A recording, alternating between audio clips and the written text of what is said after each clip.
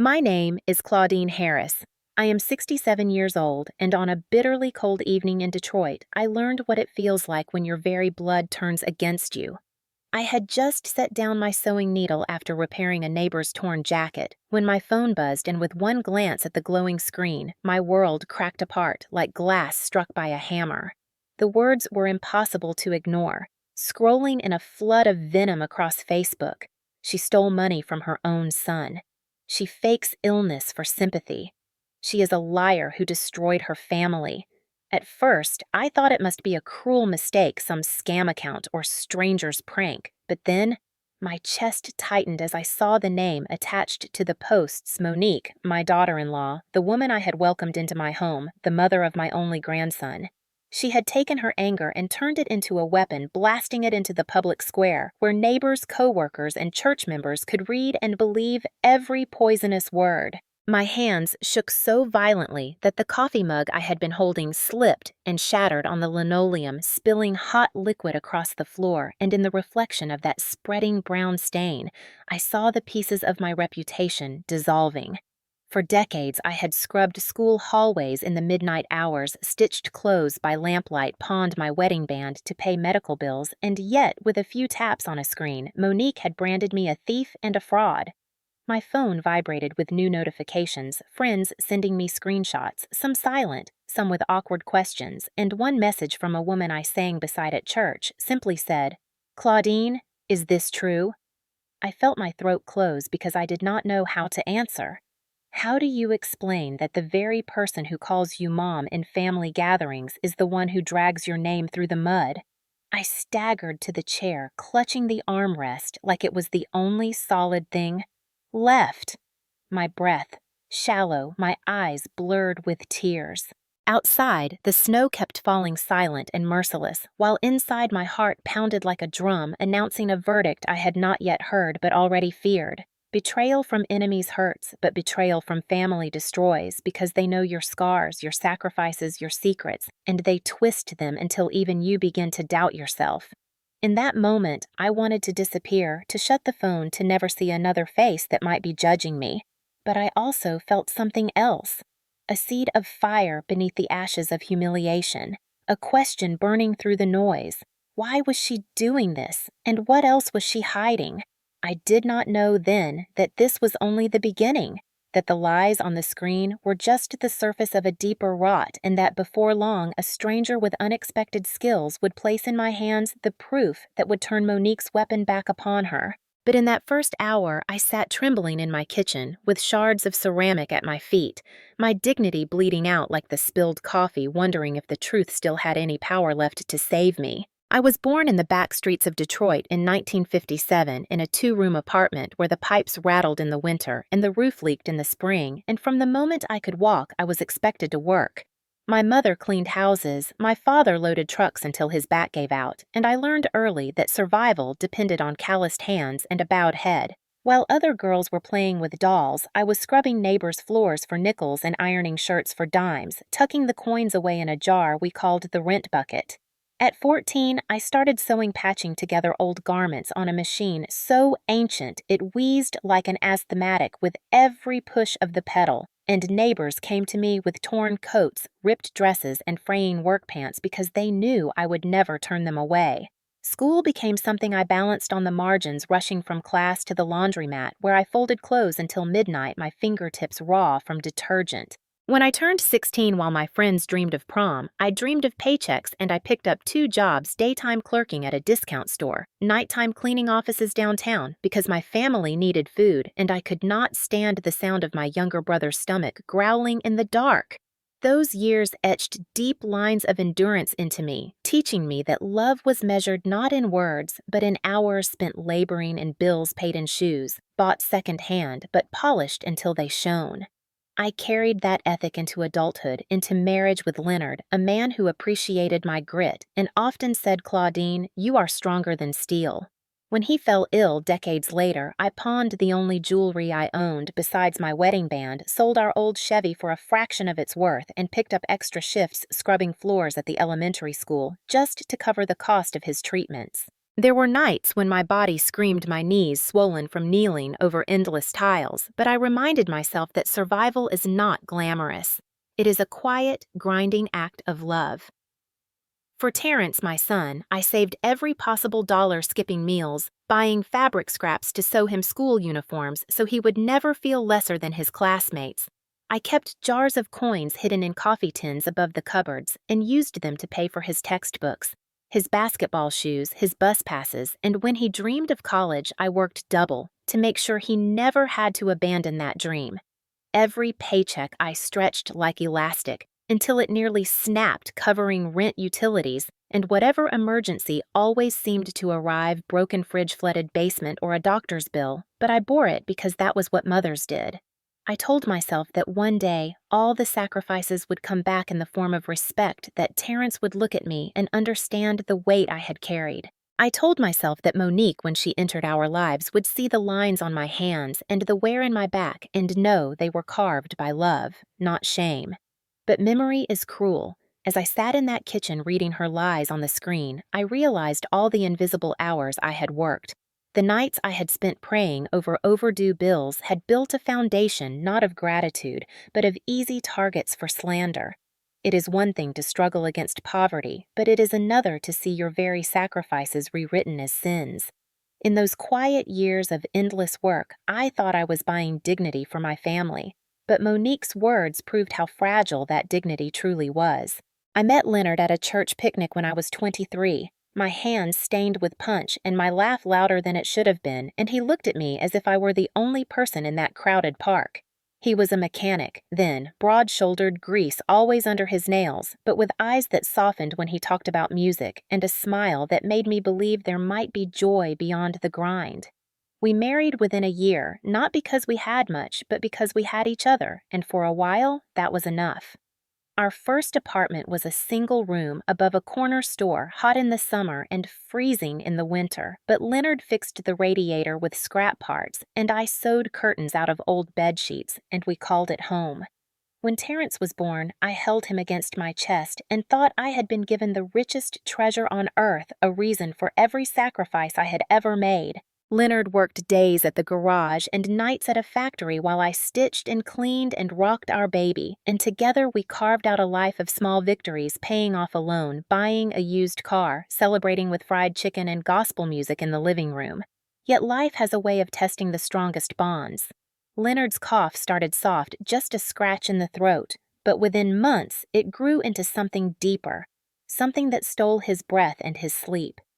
The diagnosis came like thunder: lung cancer, and the doctor's eyes told me what his words only hinted: we were running out of time. For 3 years, I became nurse as well as wife, measuring out pills, holding his hand through endless nights, bargaining with God for one more sunrise together. Terrence was only 15 then, and I tried to shield him from the worst of it, though the sound of Leonard's labored breathing filled every corner of the house. I pawned my wedding ring more than once, buying it back each time with another paycheck because I could not bear the thought of losing it while he was still alive. The treatments drained us, the bills stacked higher than our furniture, and the man who had once lifted engines with his bare arms grew so thin I could carry him myself. On the night he passed, the snow was falling, just as it would decades later when Monique's betrayal struck me, and as I sat by his bed, his hand in mine, I whispered, "You were right, Leonard. I am stronger than steel, but I wish I did not have to be." His last breath left a hollow in the air that never filled, and from that day forward, I carried the weight alone. 2 jobs, 1 son, and a grief that never slept. It was in those years of widowhood that Terrence became my sole purpose, the reason I pushed my body past exhaustion, the reason I ignored the ache in my bones. I believed that if I kept him safe, kept him educated, kept him moving forward, then Leonard's sacrifice would not have been in vain. But love and loss are cruel teachers, and I did not realize that while I poured every ounce of myself into protecting Terrence, I was leaving space for someone else to step in and twist his loyalty against me. Terrence was 25 when he first brought Monique home, and I remember standing at the stove, stirring a pot of collard greens, wiping my hands on a dish towel, and feeling a flicker of hope that maybe this young woman would bring new warmth into our lives. She walked in, wearing a red coat that looked more expensive than anything I had ever owned. her nails perfectly, polished her perfume so strong it lingered in the hallway long after she passed, and when she smiled, it was with the kind of confidence that made me suddenly aware of the frayed sleeves of my old cardigan.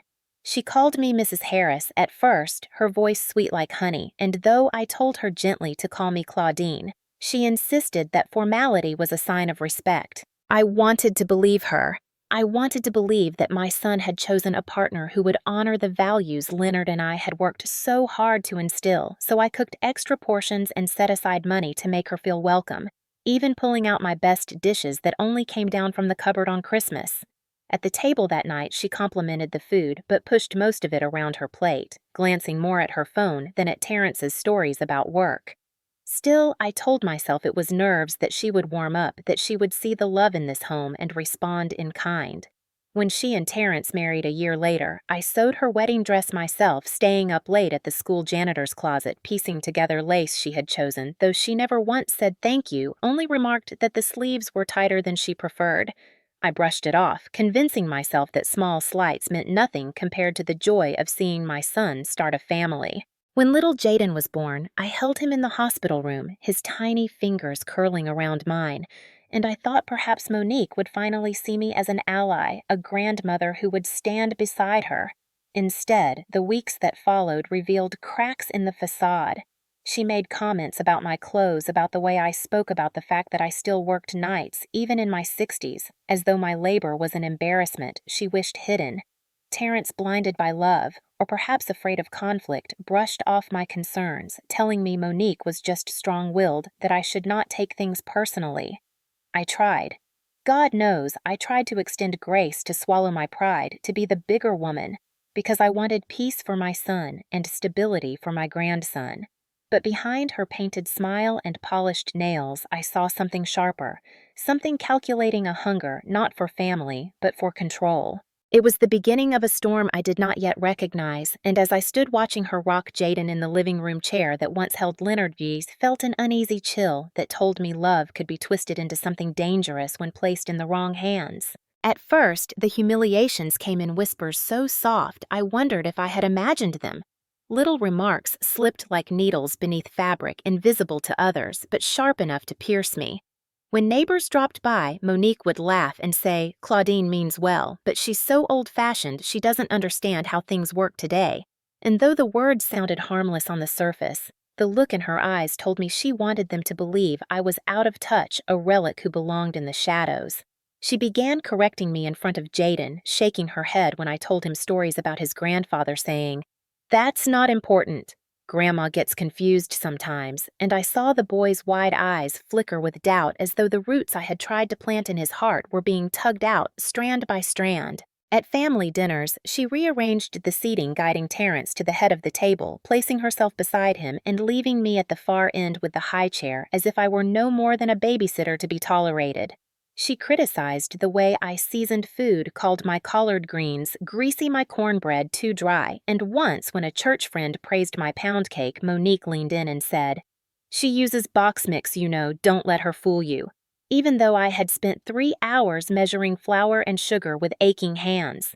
Each insult was small enough to deny, easy enough for Terrence to dismiss when I tried to confide in him, but the accumulation built like water seeping into the cracks of a foundation, weakening it until collapse was inevitable.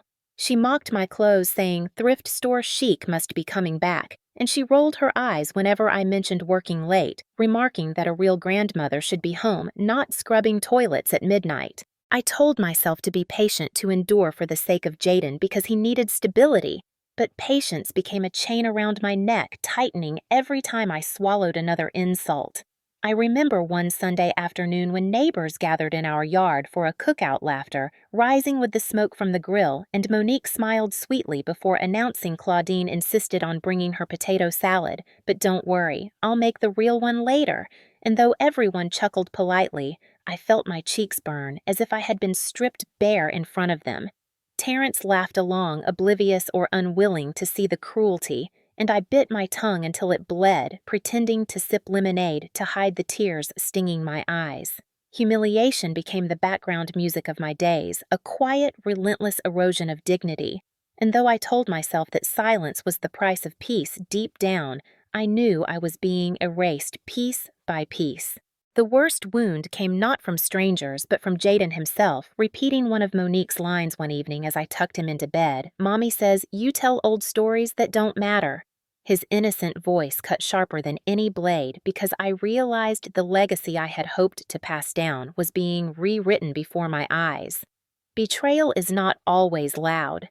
Sometimes it is a smile hiding a knife, a whisper that turns love into suspicion, and I felt every whisper tightening around me like a noose I could not loosen. The day humiliation leapt from whispers to headlines in my own neighborhood came without warning.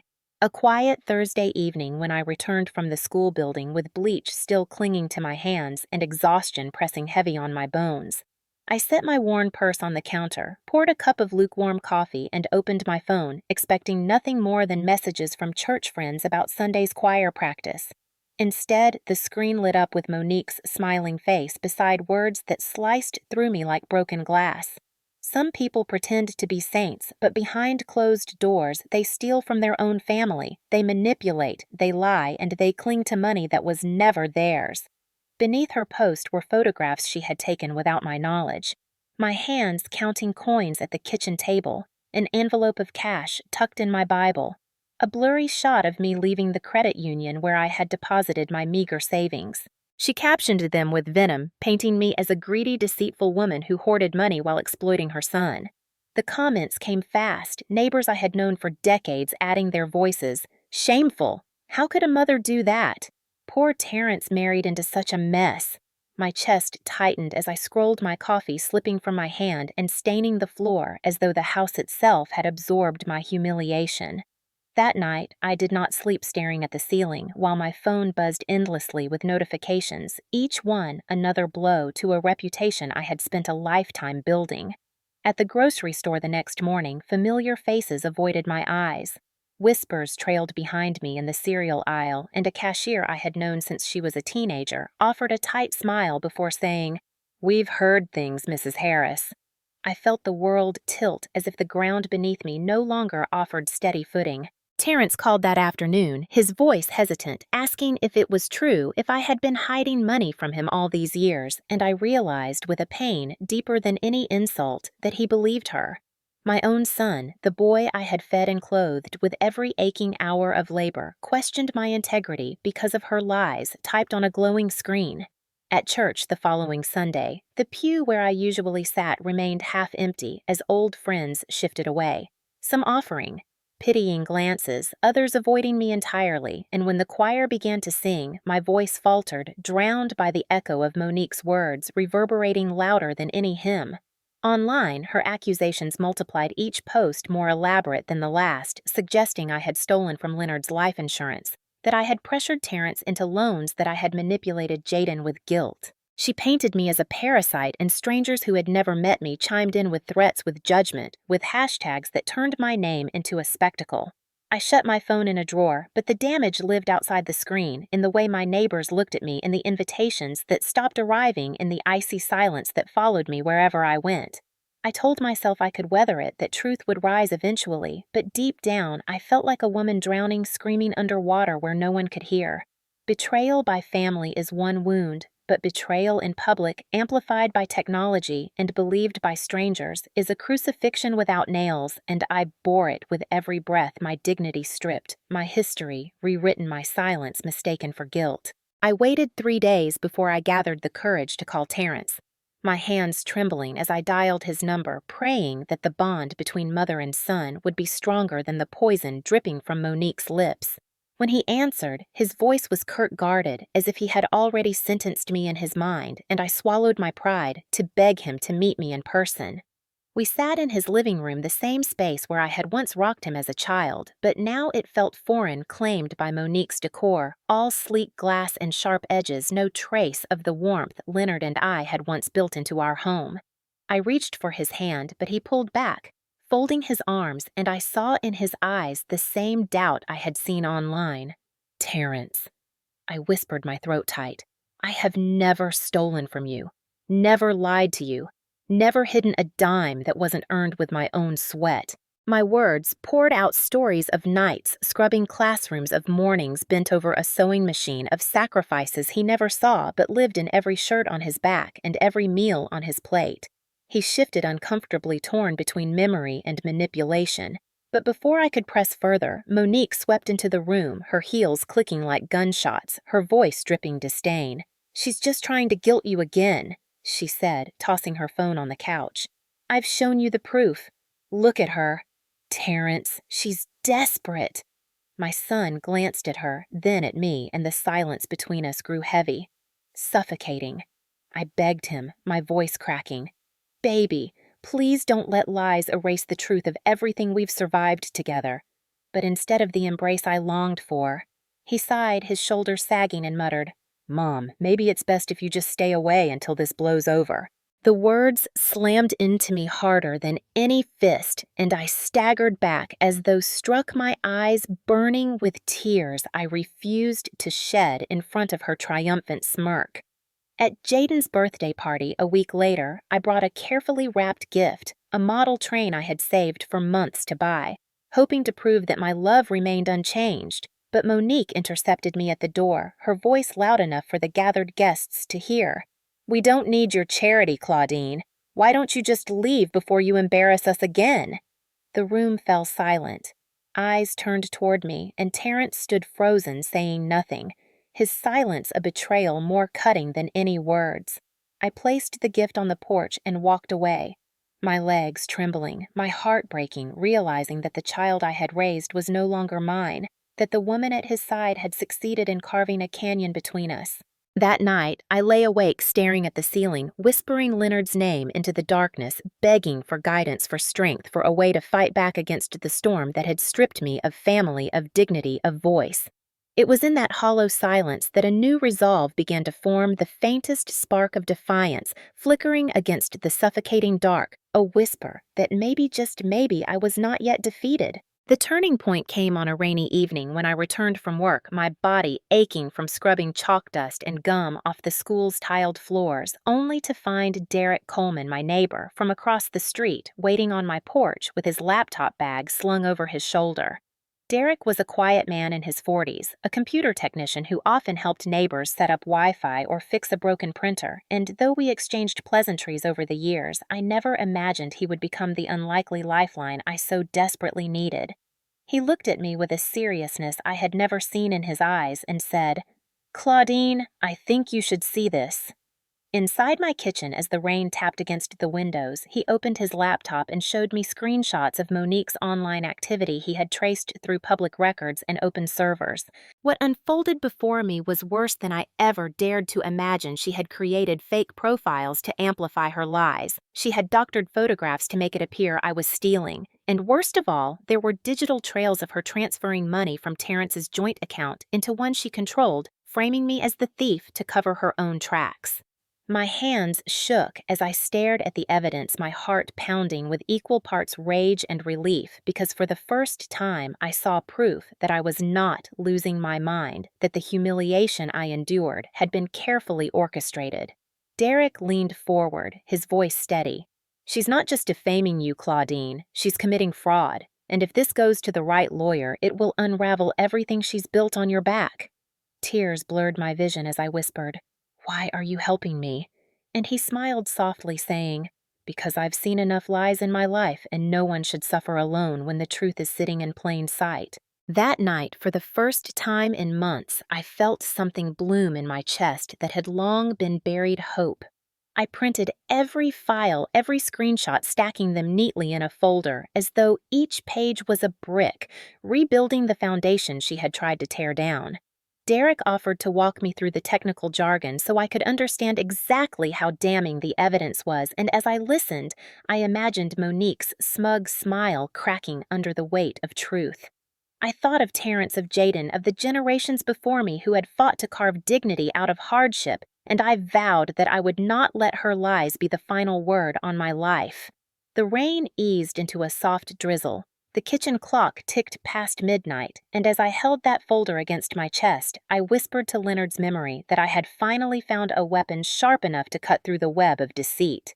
For months, I had been silenced, erased, humiliated, but now I carried in my hands the key to reclaiming not only my reputation, but also the truth of who I was, a woman who had given everything and would not be destroyed by a daughter-in-law's hunger for power.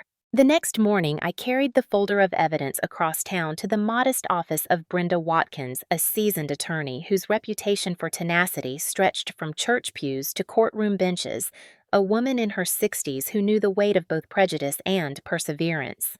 Sitting across from her at a desk cluttered with law books and coffee-stained legal pads, I felt the tremor in my hands as I slid the folder forward, whispering, "This is all I have."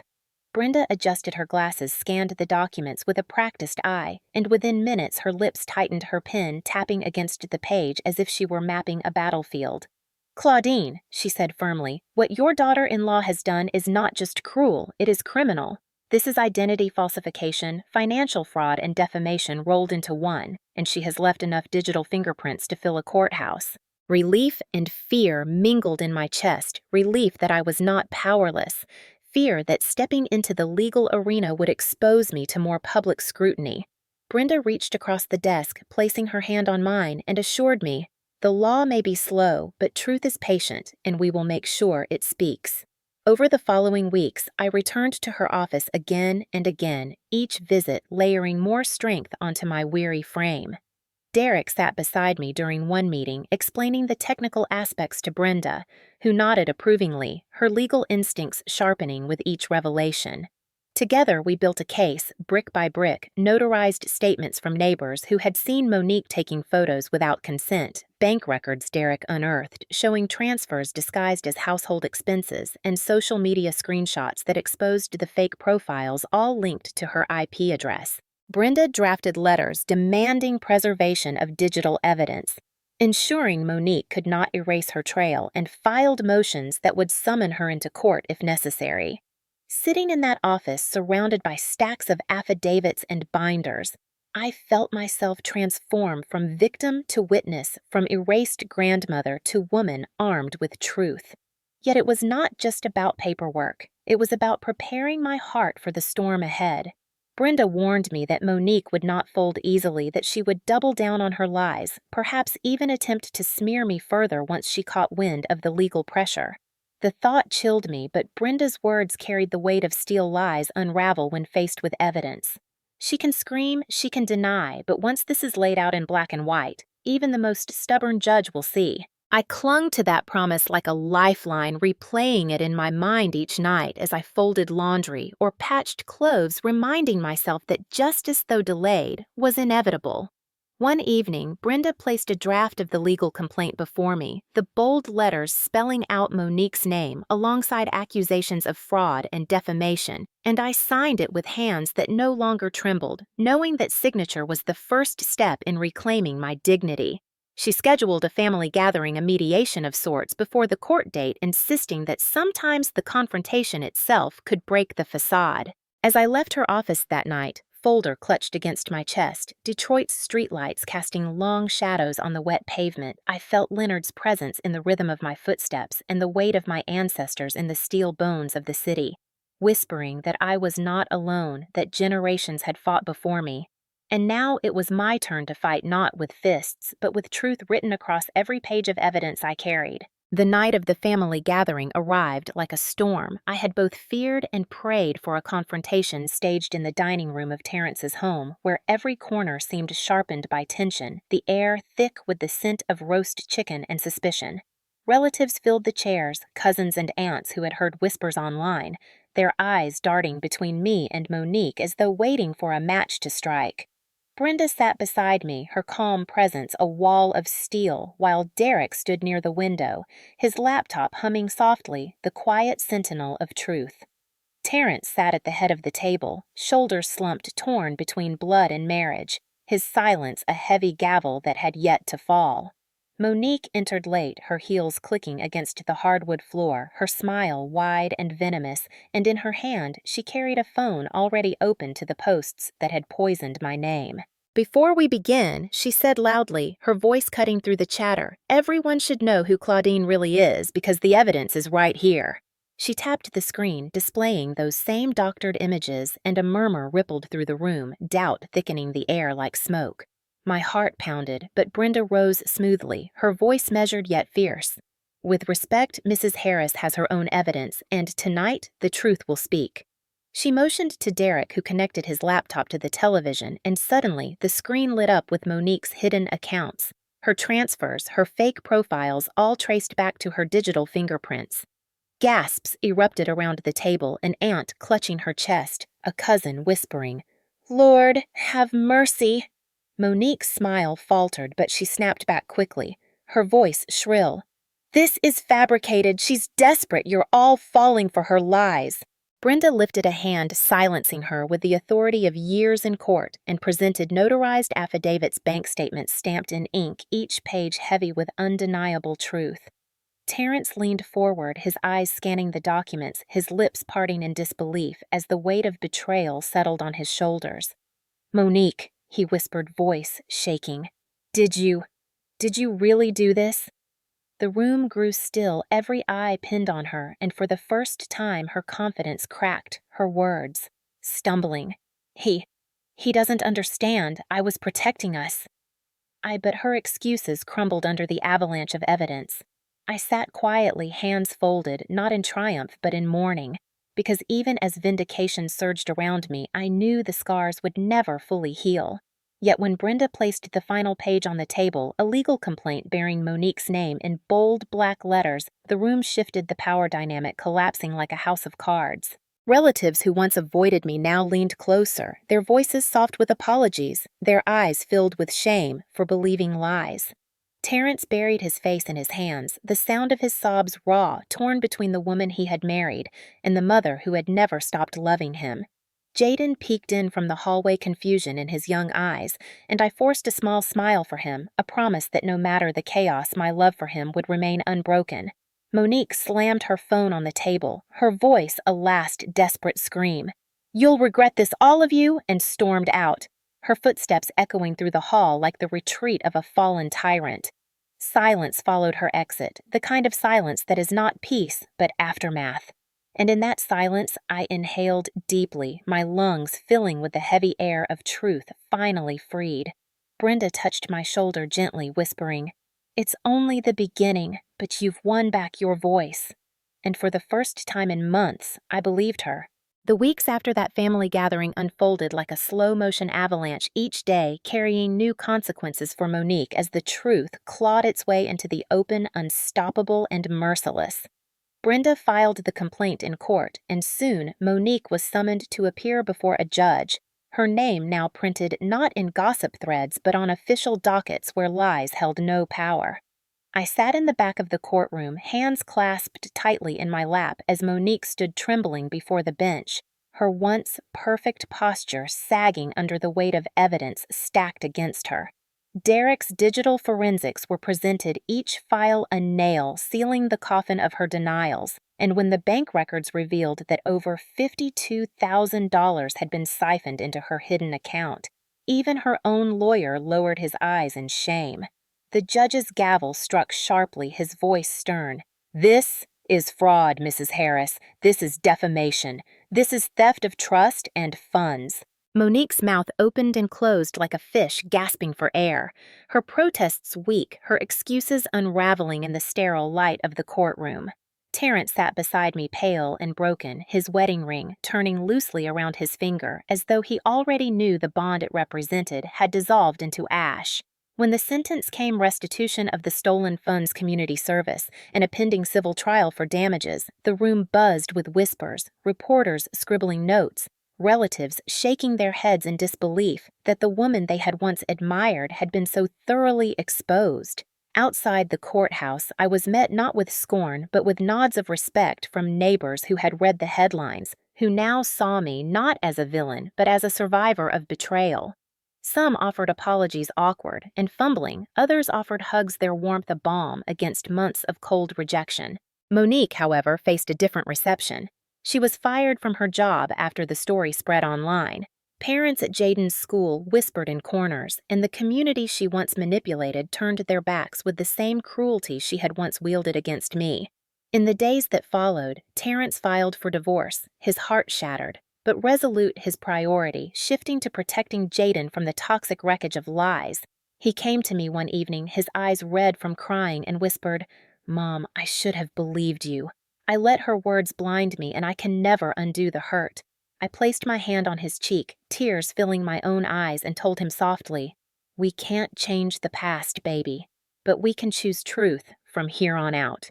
Jaden clung to me that night, his small arms wrapping around my waist as he whispered, "Grandma, I know you're good," and those words, simple and pure, healed places in me I thought would never mend. Monique's downfall was not just legal, it was social, her reputation shredded by the very same stage she once used to destroy mine. Yet even as justice prevailed, my heart carried the scar of knowing how fragile love and trust could be, how quickly they could be poisoned by deceit. Still walking out of that courtroom, the autumn sun warming my face, I felt a new kind of strength coursing through me. A reminder that survival is not silence, and dignity is not something others can grant or steal. It is something you reclaim with truth even when the fight leaves you bruised. In the months that followed Monique's sentencing and Terrence's divorce, life slowly began to stitch itself back together, thread by fragile thread, like the quilts I once pieced together from scraps of fabric when money was scarce. Detroit's bitter winter thawed into spring, and with it came a sense of renewal I had not felt in years, a reminder that even the harshest seasons eventually yield to gentler days. My reputation, once shredded online, found quiet repair as neighbors stopped me in the grocery store aisles to nod with respect, as old friends invited me back into church pews without the shadow of gossip trailing behind me as mothers whispered to their daughters about the courage it takes to fight for truth, when silence would have been easier. I returned to my sewing machine not just as a way to pay bills, but as a meditation. Each stitch grounding me in the knowledge that though betrayal had cut me deeply, it had not severed my capacity to create, to nurture, to endure. Terrence moved into a small apartment with Jaden, and though his eyes still carried guilt, our dinners together grew more tender, filled with laughter I thought had been lost forever, the kind that bubbles up when a 9-year-old tells a silly joke, and his father finally joins in without the weight of lies pressing on his chest. Yet I knew survival was not enough, that my story could not end with merely clearing my name. So I began to speak at community centers, sharing my journey with other women who had been silenced by abusive partners, manipulative relatives, or financial betrayal. At first, I trembled, my voice faltering as I described the nights I lay awake, wondering if I mattered. But soon I saw heads nodding in recognition, tears glistening in strangers' eyes, and I realized that my scars could be a lantern guiding others out of their own darkness. With Brenda's encouragement, I established a small fund, the Harris Foundation for Women of Strength, dedicated to helping older women access legal aid and digital literacy training, so they would never be as defenseless as I once felt when lies spread online. Derek volunteered his expertise teaching workshops on online safety, showing grandmothers how to protect their accounts, how to recognize false information, how to document truth before it could be erased. Each seminar felt like another stitch in a vast communal quilt, one that could blanket others with protection and dignity. I no longer saw myself as a victim of Monique's cruelty, but as a custodian of resilience proof that even at 67, when the world assumes your story is winding down, you can begin anew with purpose and fire. Still, I carried the memory of Monique not with vengeance, but with a sober reminder of how greed and insecurity can twist love into weapons. When I looked into Jaden's eyes, I vowed silently that his inheritance would be truth. Not lies, that he would grow up knowing that character is worth more than money, and that courage can bloom even in the soil of betrayal. On the anniversary of Leonard's passing, I stood by his grave with Terrence and Jaden at my side, the three of us holding hands as the wind rustled through the cemetery trees, and I whispered to my late husband that though the years had been heavy, his family had not crumbled, that love, battered and tested, still endured. That evening, I returned home, brewed a pot of coffee, and sat by the window as the city lights flickered against the horizon, thinking of all the women I had met, all the stories I had heard, each one echoing my own in different ways. I realized then that my legacy was not just in the courtroom victory or the restored reputation, but in the ripple effect of truth shared, courage sparked, and dignity reclaimed. As I closed my eyes, I felt peace settle over me, not the fragile peace of denial, but the solid peace of a battle fought and won with honesty. To those who still doubt, to those who still whisper, I no longer owe explanations for my life itself, stands as testimony I was betrayed. I was humiliated, but I was never destroyed.